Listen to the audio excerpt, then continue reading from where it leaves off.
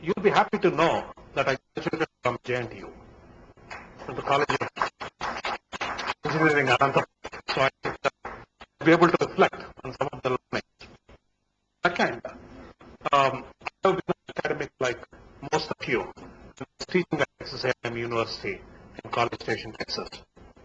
And for the last 15 years, I've been in the industry. So I'm going to reflect some practical realities and from multiple perspectives as to what is it that what is really going on, right? And try to gain some insights about that. If I go back, thousands of years, Plato learned from Socrates, and Aristotle learned from Plato. And the story goes on and on. In Indian context, we say it is a guru-shishya system. And that system has continued for thousands of years. And we continue to use the exact same system even today. We have a professor, we have a lecturer standing up there and lecturing their throat out for the student to understand. But at the end of the day, when we look at it, and I look from industry perspective, we are looking hard to find good people to bring on board. And at the same time, when I go and talk to the folks in the academy, they say a lot of our people are still not employed. So what is this economy is what I started thinking, and what is it that we can do about it? What is going on? I address this from three perspectives. First, I'm going to touch upon what are the limitations that are being faced, especially of the model and in the current context.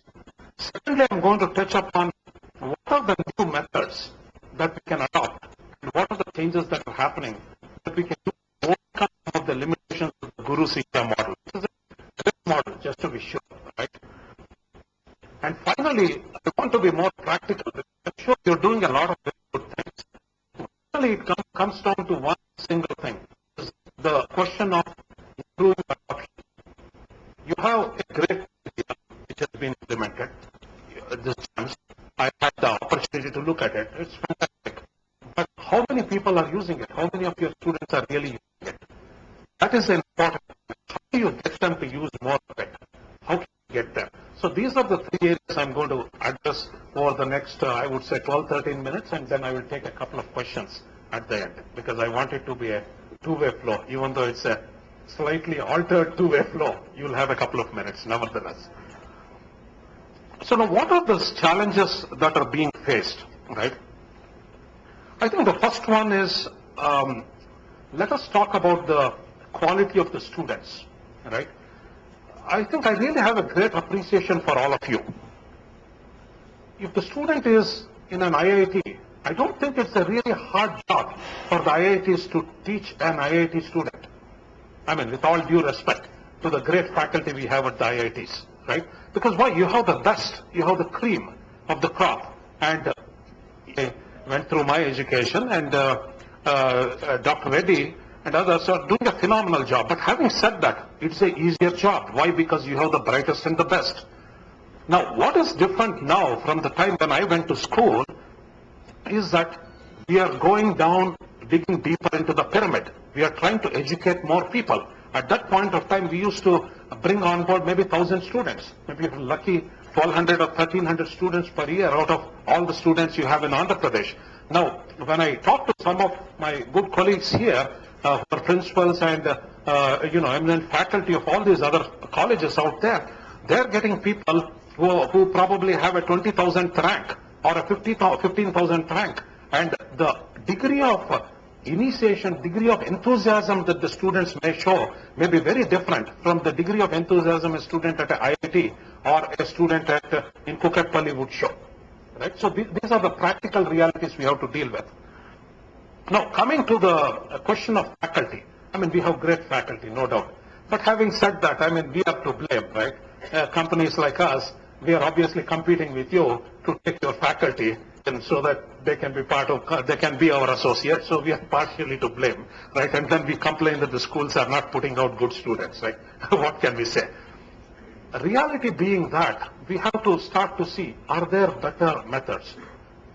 if you're not able, because the pace at which we are having to add students and the pace at which we are able to generate consultants who can come out onto the field, or people, employable youngsters, are we able to ramp up at the same pace from a faculty perspective is the next important question that we have to ask ourselves. The third one that we need to ask ourselves is the curriculum being updated sufficiently? Is it keeping pace? It's not an easy question to answer, because what is the university really expected to teach? Right? Is it the art of learning? Is it a certain basic knowledge? Or is it the C++ programming and Java and Android and God knows what programming that comes up every other day? So it is a question that you have to ask yourself. And that is one of the things where you can say, maybe this is what I'm going to teach and this is what will come from e-learning as well. Right? So that is the third one which we need to ask ourselves. So I think, the trainability is another interesting thing. As I said, if let us say, I had great faculty, I should say, and, there was this, the other day there was this discussion going on with one of our eminent ministers talking about the students of IIT being great and the faculty not being great, right? So just, you need to look a little deeper, right? I think we have great students at IIT. I think we have great faculty at IIT.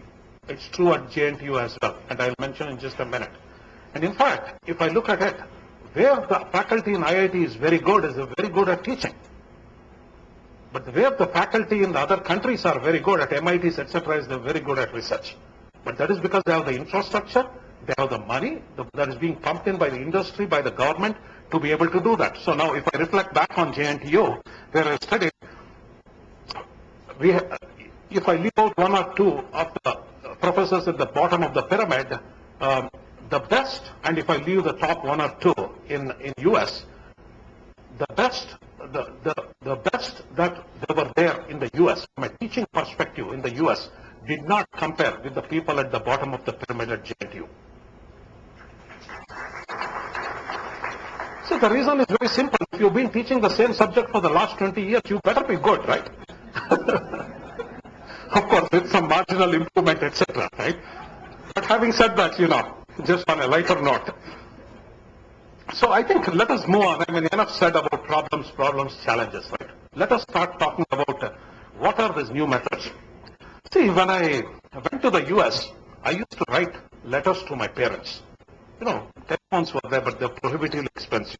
It used to cost about $4.50 for the first minute and $3.50 for the subsequent minute. Right now, it's free to call India, just so that you know, right? You just pay some standard package. It used to take about 20 days for it to be delivered here. Okay, about 5 days for them to read and digest all that I had written. And then another 20 days for the written letter to come back. So 45 days after you wrote your letter, you would look with enthusiasm to receive the letter, the reply back, right? And my grandmother passed away recently, but once I came back to India a few years back, she told me that one of the things, I don't like you calling me. I asked, hey, what did I do wrong, right?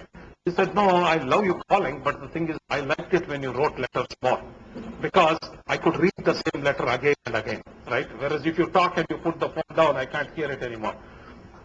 The world is changing. That doesn't mean that today I am going to continue to write letters, right? So we have to adopt new techniques and new methods, right? And, these days I talk to some of my cousins and nephews and nieces who are in the US and other places and say, hey, why don't you send some photographs? Haven't you heard of this thing called Facebook? And you say you're working for an IT company? So this is the question they ask. So we have to move on, right? People are, the students are much more technologically savvy. Students are bored sitting there, and to boring lectures from people like me. Right? But people are very enthusiastic and get on it to go on the computer and be browsing around the web, going to Facebook, etc. So why don't we start using those mechanisms to overcome some of the limitations that we are having in terms of not being able to write faculty, not being able to teach them the latest things, and so on and so forth, right? So I think what are some of the methods that we need to adopt, right?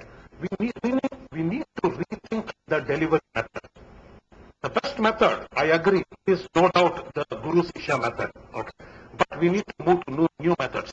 What I would prescribe hear some of the very path-breaking initiatives being taken by Vice Chancellor Professor Reddy in terms of some of the new initiatives that are provided, and I mirror, what the young boy from JNTU said about thinking that JNTU was an old school.